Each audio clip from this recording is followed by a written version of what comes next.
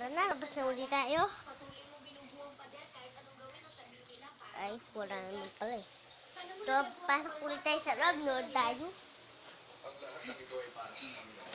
Siya si Tita Sara, baboy, Tita Sara. Anong mas malaking Siya yan. Naraha. Naninod yung ulo ko. proteksyon ng lungsod mula sa garnison balat? Di ba sabi papabain yung dito ko lang, hindi yan lang. Eh, mahuhulog yan pag ganito. Kasi sa klima niya, pag ganito na.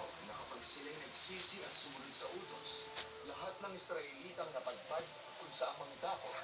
Alam ko kung bakit tumaba yung buhok ni Ibrahim kasi palagi siyang may suot na ano eh. Di ba yung pag ganito, parang pa-ibon. Di ba? Lumapit sila sa bagong pader. Pag pumasok sila sa matibay na pintuan, sila'y darami at Yung buhok makakaranas nun? ng lubos na ginhawa. Bakit? Sa kanilang Eh di kalmo para hindi totoo.